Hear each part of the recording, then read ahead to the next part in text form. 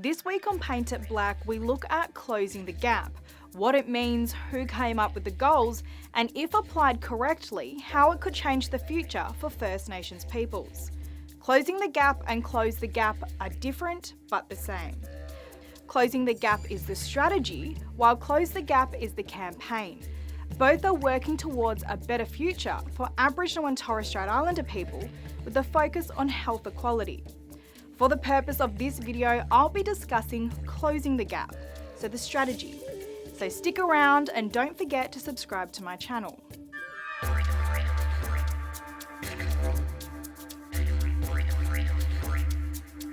For decades, we've seen reports in the media and by the government on the poor conditions of Aboriginal and Torres Strait Islander people's health, education, living conditions and employment. In 2005, Aboriginal and Torres Strait Islander Social Justice Commissioner, Professor Tom Calma, urged the Australian government to commit to achieving equality for Aboriginal and Torres Strait Islander people in health and life expectancy within 25 years. He made the call for action in his Social Justice Report. 3 years later, COAG approved the National Indigenous Reform Agreement, which set out 6 closing the gap targets. To close the life expectancy gap, to halve the gap in mortality rates for Indigenous children, to ensure access to early childhood education, to halve the gap in reading, writing and numeracy achievements, to halve the gap for Indigenous students in Year 12 attainment rates, to halve the gap in employment outcomes between Indigenous and non-Indigenous Australians. Every year, the government would table the annual Closing the Gap report, and every year, the government was behind in their targets. A 2012 report, so this is 4 years into the targets, found that the government had spent $25.4 billion on Indigenous expenditure. By the end of the first decade, the government had pretty much failed at closing the gap. 4 out of 7 targets were not on track.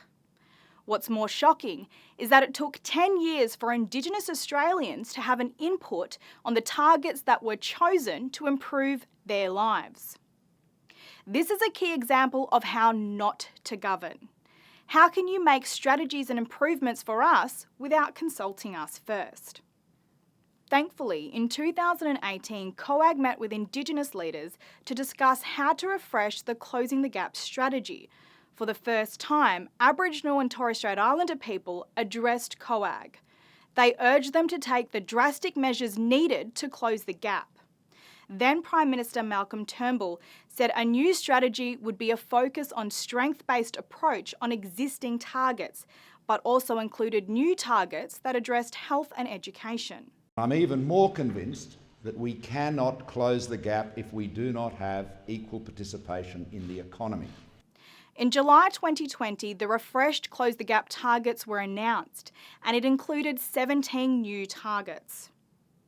For the first time, the target areas will include justice, out-of-home care, suicide, language preservation, housing, and land rights, with the intention to see an increase in Australia's landmass subjected to Aboriginal and Torres Strait Islanders' legal rights in the sea, reduce the number of young people in detention, reduce the rate of children in out-of-home care, move towards zero women and children experiencing abuse and violence, move towards zero suicides, and strengthen First Nations language across the nation. You can read more of the new targets in this video's description. The refreshed plan also included a commitment to increase accountability and transparency. An Indigenous-led review will examine how outcomes are changing on the ground, with a Productivity Commission to report back on the progress every 3 years. There's a lot of hope behind the targets, especially because they were developed with Aboriginal and Torres Strait Islander people invited to the table. We told Indigenous Australians what the gap was that we were going to close, and somehow thought they should be thankful for that. That was wrong-headed. That wasn't the way to do it. For the first time, the national agreement was developed in genuine partnership between the Australian government and the coalition of Aboriginal and Torres Strait Islander peak organisations. So why is this strategy specifically for Aboriginal and Torres Strait Islander people? What about other Australians?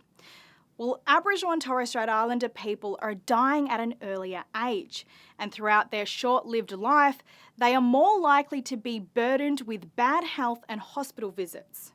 Both state and federal governments agreed to establish the Closing the Gap because the life expectancy and outcome for Indigenous Australians were extremely far behind.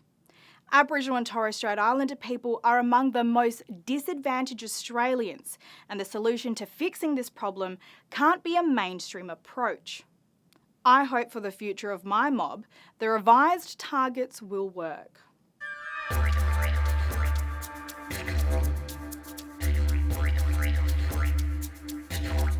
Thanks for watching, and don't forget to subscribe to my channel.